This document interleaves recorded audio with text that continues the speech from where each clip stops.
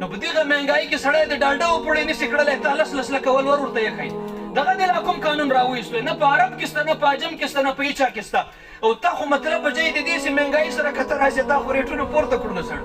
ګزارې سره وکړي سړی خدای ته غاړه کېږدي د خدای حبیب ته غاړه کېږدي دغه لا کوم رواج ده پرېږدي دغه رواج له خدای چې حلال رزق وغواړئ په جټ پورې خاندو یی تاسې خو بس ته جدي پشتي مسلمان په مسلمان او په مسلمان هم نه سره پیسې اصل ته جدي پشتي مسلمان او ته خو پرنی را مسلمان سړی پرنی را مسلمان سوی د هغه د خور لور که لس لکه حق جوړ شو هغه یې ورکړې بچې یې وړی یې در سره موت ته یې له لاسه پرې خورو نو سړی چې په دومره ناروا شي کې سره لګیا وي کې ورکولی نه شو هغه د دې حق له لاس څخه بې خرڅوونه لکه د منډۍ غوا پرېږدي دغه لمن درته نیسم پرېږدي دغه حلال یې له خدایه وغواړئ قسم په خدای د خور لور حق ورکړئ پروردګار عالم به د رحمت او د برکت دروازې درته راخلاصي خدای دې مجنې وساتي له دې غلطه رواجه ځکه ګورئ زه یو مثال درکړم زه مزدور سړی یم له کوره ووتلم د ما دیاړي به سورئ 500 روپۍ به 800 روپۍ به 1000 روپۍ به د ډالډه وپړئ به څو د ټولو ته معلومه څو ده 500 په 600 روپۍ به د ډالډه وپړئ نو د ده په دیاړي باندې خو د یوې ورځې ډالډه نه راځي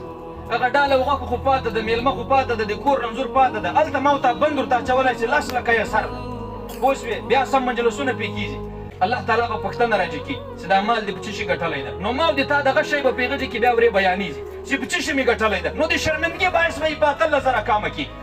بیا به دغه پوښتنه راجع کېږي چې لګولی دې په څه شي ده څلورم سوال به دغه وي وخو دې ګټو لګولی دې په څه شي ده چې ما تا ته رزق درکوی داسې خلک وینم چې د مقام مړۍ به په کور کې نه وله په زیارتو به ګرځېدل یا خدایه خو یا خدایه خو یا خدایه خو یا زیارته خو زه به دی وکم زه به دی وکم که دې دنیا راکړه غریبانو مددونه به کم چې خدای ورکړې ته سړو ولې ډمان یې رابللي ور د دې ډلو وال 25 لکه روپۍ مخته لار ولګوي